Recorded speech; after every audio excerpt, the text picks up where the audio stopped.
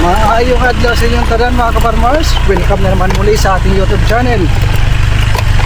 Summer pa sa Pilipinas pero panay ulan na dito sa Leyte. Sa inyong lugar mga ka-farmers, umuulan na ba? Grabe. Maghahakot sana ako ngayon ng salaset, kaso panay ulan.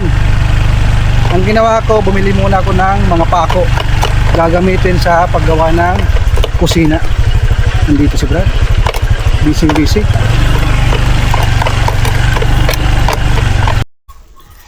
Yung ating pako na gagamitin, 1 kilo na 3, 1/2 na 4, then 1/2 na 2. Pwede na yan. Sabi ko kay Brad, sa Lunes na kami gagawa. Dahil ngayon, Sabado, mamayang hapon uuwi siya dahil day off niya bukas. Pero bukas ng hapon, nandito na siya upang magpakain sa ating mga alaga at gawin yung dapat gawin dito. Meron siyang ginagawa. Sa sobrang sipag ni Brad, meron siyang ginawa sa sarili niya eh. Ha? Maglalagay siya ng egg 1 million. Ito yung kahapon na nilagay natin na fresh kogon. Uy, grabe naman kayo. Nakakabigla naman. Gumaganda na ang egg production mga ka-farmers. Alas 9 pa lang, pero marami-rami na din. Paano ikaw? Meron na? Kulang pa ito, Brad? Kailangan pa itong lagyan, oh. Malaki kasi ang gulong na ito. Tingin. Oh, 1, 2, 3, 4. Sige. Magdagdag ka pa, okay? Magdagdag ka pa. Paramihin niya. Ito yung aking pugad. Gumagalaw. Ang kagandahan sa pugad na ito mga ka-farmers, hindi natutulog ang ating mga inahin dito. Hindi nagkakaroon ng ipot. Pero pagdating ng bagyo, alanganin ito. Kaya pag bare months, lalagyan ko ito ng braces papunta sa ilalim para hindi umuga. At lalagyan natin ng pinaka takip para hindi mababasa. Sakaling mayroong taligsik, anong tawag dyan? Yung parang maliliit na tubig na hinahangin pasok sa loob, ay mayroong panangga. Si Brad nagtitimpla ng pomelo. Yan. So Brad, baka mangitlog ganyan. Pati yung kamay ni Brad, oh. So, sobrang sipag. Masyadong seryosohin, Brad, dahil day off mo bukas.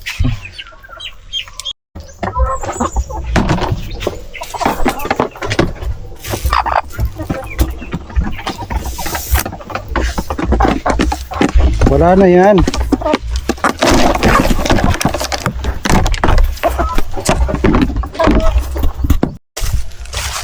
Nandoon yung ating marami na madre de agua. Ito naman yung mga tumubo na pakunti-kunti lang. Ito.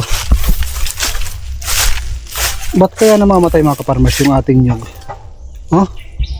Sobrang init. Noong mga nakaraan kasi sobrang init mga ka-farmers. Kumbaga yung pag-ulan, ngayon lang yan. Mga 2 weeks na siguro. Every 2 days, laging umuulan. Ito yung madre de agua. Marami yan doon.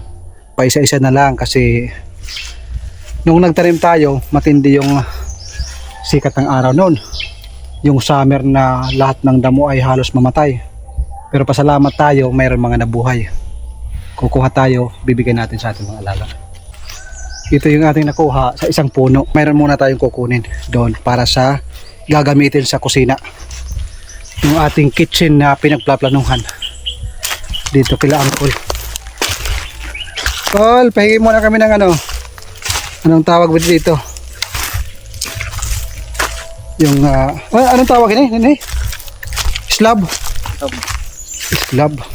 Slab ba din ang tawag sa inyo? Basta yun na yun. Yung lupa na ito sa kapatid na ni Papa.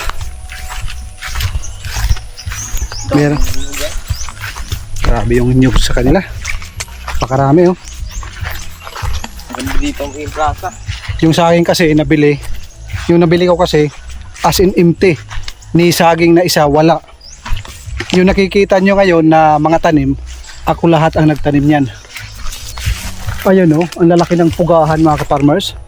Sa Bisaya, patikan. Kung mayroon lang marunong, kung wala lang akong ibang trabaho, pwede maging pera yan. Dalhin mo yan sa downtown, mangontrata ka sa mga flower shop, pera yan. 50 ang isang ganyan karami. Yung parang walis na konti, yung parang nyog. Basta yung tawag dito is pugahan. Ganun lang karami, 50. Isang puno, napakarami niyan mga ka-farmers. Kaya kung wala akong trabaho, pwede maging pera yan. Basta't masipag ka lang dito sa probinsya at mayroon kang kaalaman, mayroon kang kikitain. Sure bull yan. Ito yung aming gagamitin. Brad, kaya Brad? Kaya. Makapal. Medyo mabigat ito mga ka-farmers dahil makapal. Pero tatagal naman ng ilang taon ho ito. Ops, ba't nandito? Dexter, wait. Natututo ka ng lumayas ha. Dali, bantayan mo doon yung mga alaga natin. Ito na. May kabigatan. Pero kakayanin. Kaya Brad? Kaya. Huwag mong sabihin hindi kaya. Maraming nanonood. Joke lang mga ka-farmers. Nakaliw ko lang yung si Brad para medyo. Alright.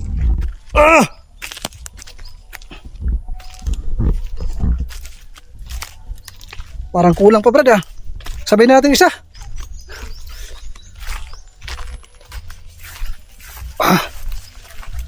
Ito yung ilalagay namin sa ilalim. Doon sa may kusina. Doon sa pinagplaplanuhan natin na kitchen. Dito Brad, dito.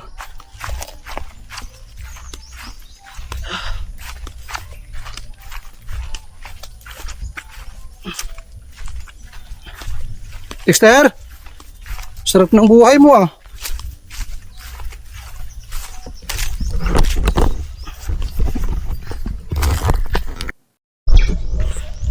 Ito na mga ka-farmers. Ilinya po Brad. Ito yung lalagay natin sa ilalim. Ayan, dyan. Linya. Okay na? Align na? Oo. Sabihin mo na ha. Ikaw bilang. 1, 2, 3. Bigat. Solid. Sayang yan. Mas maganda kaysa sa kawayan yan. Lalagay namin yan para yung lupa hindi umusog dito sa pinakababa.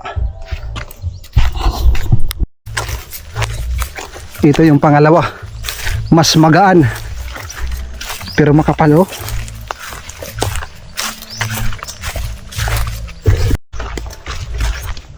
Trabaho. Bagsak mo muna yung Madre de Agua Brad. Bagsak mo dyan yung Madre de Agua. Yan. Bibigay natin sa ating mga alaga.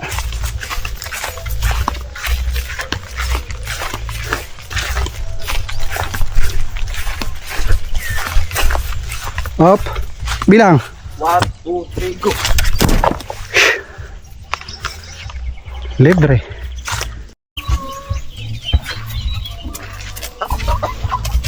Sarap yan. Oh, nakadali yung isa.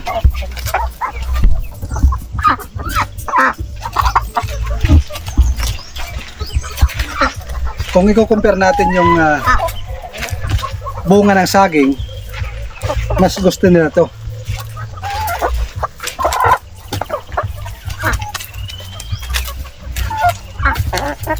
Dito muna to kasi mayroon pa akong gagawing flower bouquet.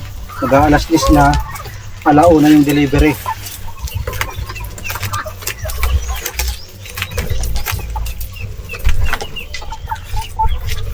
Hops. Ayan. Pusin nyo.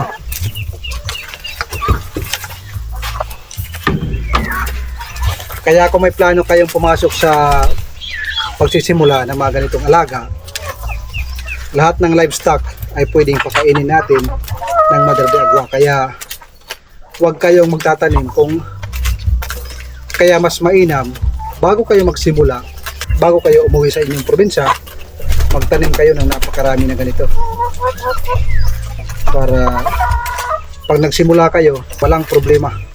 Kita nyo naman. Dito pasaway. Ayan, ang taas. Yung para sa Peking duck.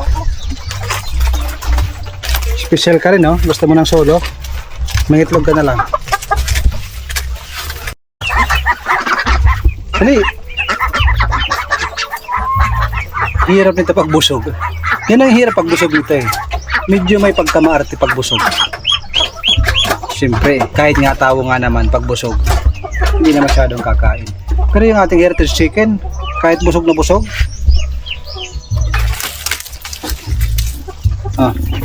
Kahit. Dali.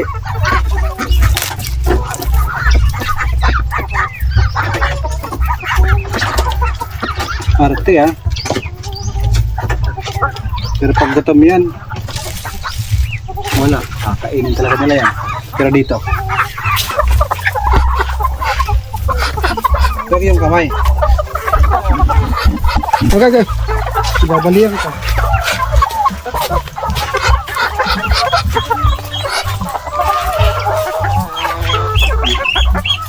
Ito yung insulin plant.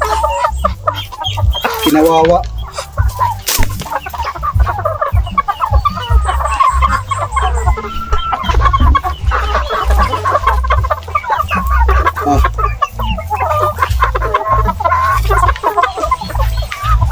Busin nila yan. Kayo nang bahala at pupunta muna ako sa shop. Duty muna sa flower shop mga farmers. Mayroon tayong order. Sunflower at saka roses combination. Diba? Isang customer lang. Tapos nagbigay pa ng tip. 400 plus yung tip. Sino bang hindi gaganahan gumawa niyan pag meron ganyan? Deliver sa isang birthday celebrant. Galing pa sa Japan yung nag-order. OFW din. Birthday sa kanyang mama.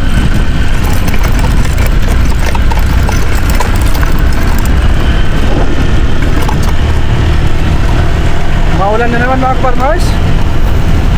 Makulimlim na naman ang langit.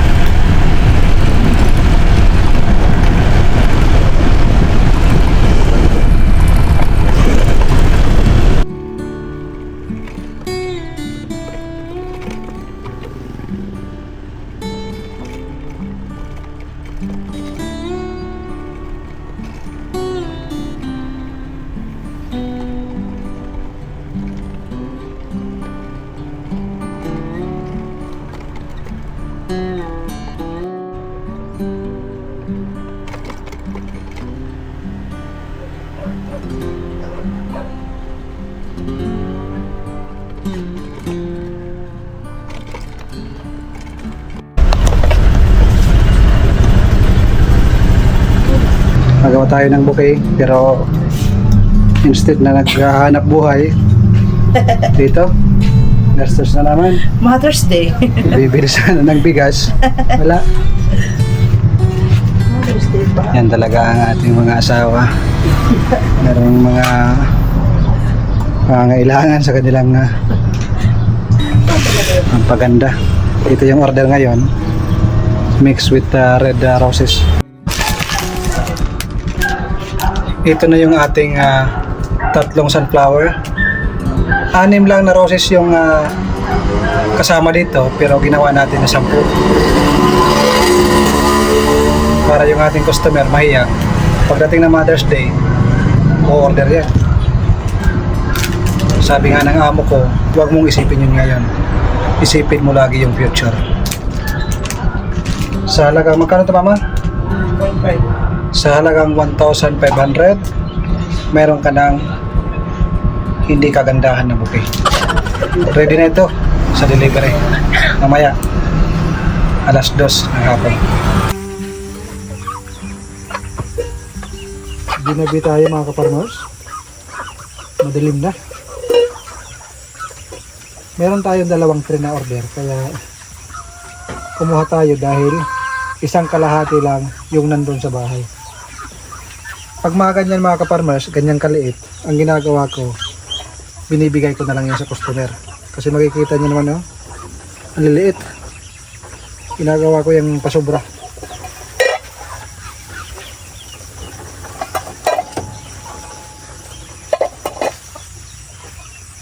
Akala nila magpapakain pa tayo. Wala na. Kinuha lang namin yung mga itlog nyo sa hapon.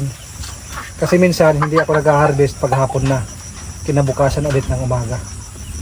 Pero since meron nangangailangan mga kaparmers, ayan, kinuha ko, harvest to. Meron kasi mga customer na health conscious. Sabi nila sila palagi ang bibili ng brown egg natin. Kaya pagbigyan, siyempre. Alam nyo, dapat mas marami pa bukas ha.